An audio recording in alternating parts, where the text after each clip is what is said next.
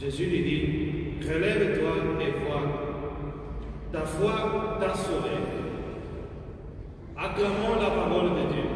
Gloire à toi, Seigneur.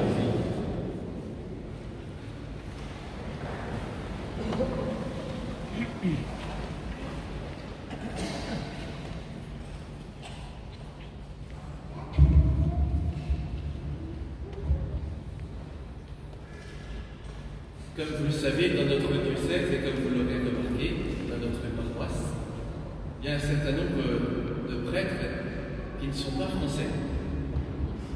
Ils sont donc étrangers. Or, il est question dans cet évangile d'un étranger qui vient rendre grâce à Jésus pour avoir été guéri par lui.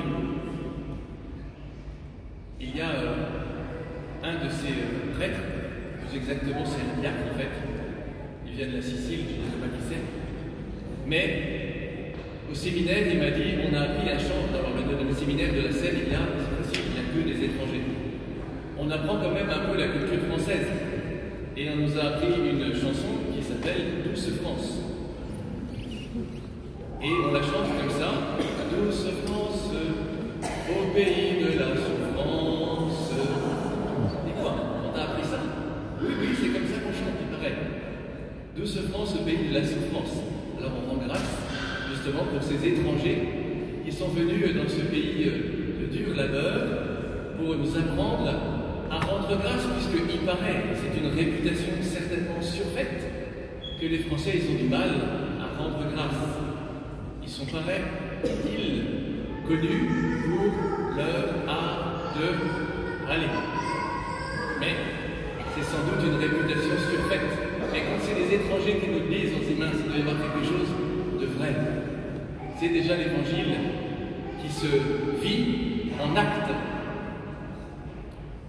Si la France est un pays de souffrance, où ils sont venus captifs, traînant des chaînes, pourtant ils savent, et c'est Saint Paul qui nous le dit, qu'on ne peut pas enchaîner la parole de Dieu.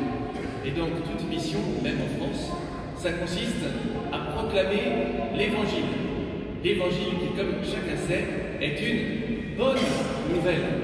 C'est précisément ce qui est difficile. Alors je sors de la comparaison qui vaut ce qu'elle vaut, mais dans le cœur de l'homme qui est blessé, il a toujours tendance à voir précisément dans sa vie, dans son existence, dans la vie du monde, ce qui ne va pas. C'est d'ailleurs plus intéressant de s'intéresser à ce qui ne va pas plutôt qu'à ce qui va. On n'enchaîne pas la parole de Dieu. ne peut pas empêcher l'Évangile d'être une bonne nouvelle, d'être proclamé, comme est dit dans les Actes des Apôtres, à Jérusalem, en Judée, en Samarie et jusqu'aux extrémités de la terre, c'est-à-dire ici. C'est une nouvelle susceptible de nous libérer, de nous donner la vie, de faire de nous des hommes et des femmes libres. Alors attachons-nous, puisque c'est une bonne nouvelle, à cet évangile que nous venons d'entendre. Jésus marche, Jésus monte à Jérusalem. C'est pourquoi toute la vie des chrétiens est considérée comme une marche, un pèlerinage, une montée vers Jérusalem. Le chrétien, il se demande d'abord dans quelle direction, où il va. Il ne se demande pas où il en est, il se demande où il va. C'est pas la même chose. On peut passer des heures pour s'examiner, pour se demander, mais mon Dieu, comment je suis arrivé là, je fais un bilan, et un autre bilan, et un autre bilan. Non, ce qui est important, c'est de savoir dans quelle direction tu vas. Les lépreux, et on va le voir, sont guéris alors qu'ils sont en marche, ils sont repartis. Ils n'ont pas été guéris, ils ont simplement fait confiance à la parole de Jésus. Ils sont repartis, et en marchant, ils sont guéris. Jésus les a, d'une certaine manière, entraînés. Lui qui monte, qui marche vers Jérusalem, la cité sainte, où il doit donner sa vie en rançon pour la multitude. Des lépreux, donc, qui demandent à Jésus « Aie pitié de nous ». Ils implorent de lui la miséricorde, que Dieu nous fasse grâce. Nous voulons voir l'œuvre de Dieu dans nos vies. Nous voulons recevoir cet amour qui libère, qui guérit et qui, pour des lépreux, purifie. Seigneur, sauve-nous. Ils repartent donc sans avoir été guéris, parce que Jésus leur a dit « Allez trouver le prêtre ». Mais quelle idée, Jésus! J'ai devant moi le Fils de Dieu lui-même, Dieu qui s'est fait homme, la gloire de Dieu qui s'est manifestée au milieu des hommes, et tu me demandes d'aller voir un prêtre. Mais quelle idée! Quelle différence tout de même entre le Fils de Dieu et un prêtre? Quelle idée! Que font les lépreux? Ils se disent, mais tu sais, Jésus, tu connais le prêtre de notre synagogue? Non? Bah, écoute, va voir dans la synagogue d'à côté. C'est vrai, on pourrait dire, mais Jésus, tu sais vraiment ce que tu dis en faisant confiance à des prêtres?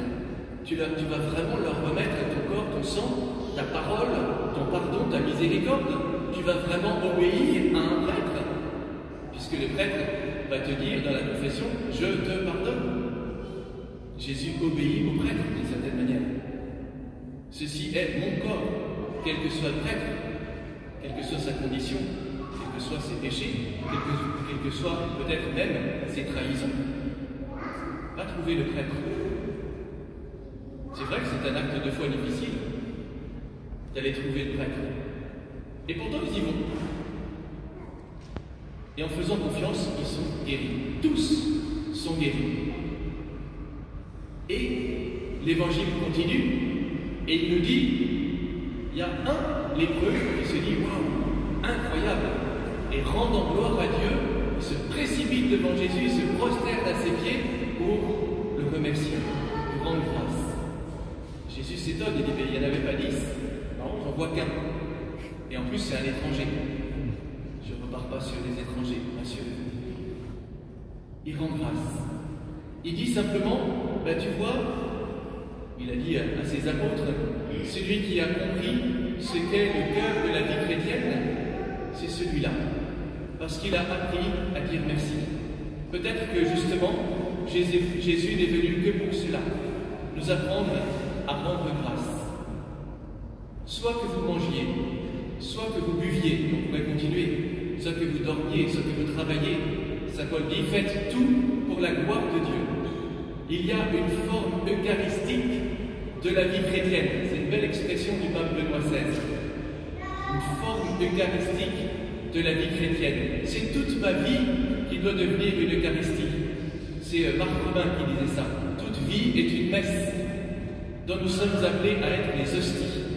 Parce qu'il y a quelque chose qui est offert à la messe. Je ne parle pas de la quête. C'est Jésus qui s'offre à son Père. Et je suis appelé, moi aussi, à m'unir à l'offrande de Jésus, à dire merci, à rendre grâce pour ce que j'ai, pour ce que je suis, pour toute mon existence si difficile, nous qui sommes le nouveau peuple d'Israël et qui sommes tentés par les mêmes difficultés. La tentation du peuple juif au désert, c'est le murmure. C'est de dire, mais au fond, Dieu nous a oubliés, Dieu nous a trompés. Dieu, avec cette histoire qu'il fait avec nous, fait erreur.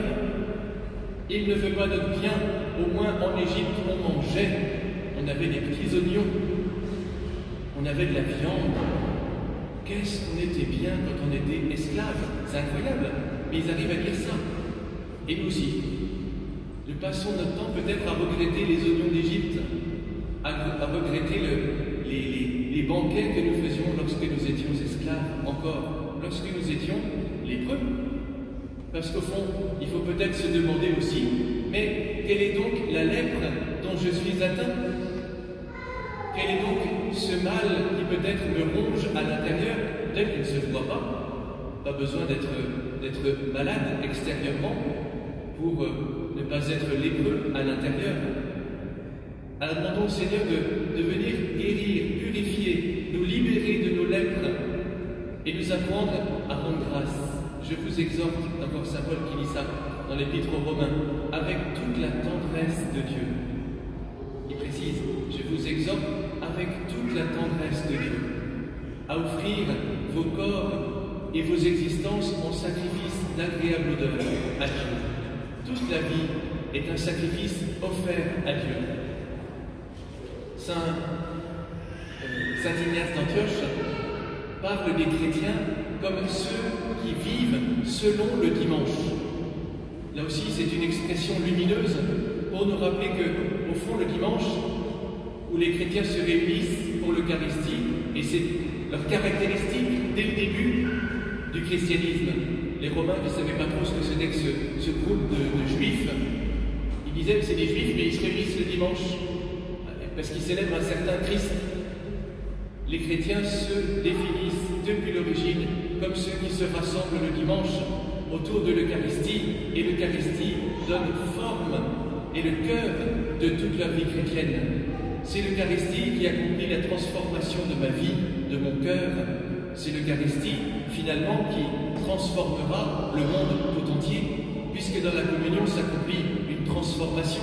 C'est pas moi qui transforme Jésus, évidemment. Je reçois celui qui me transforme en profondeur petit à petit, et qui, de proche en proche, va transformer le monde.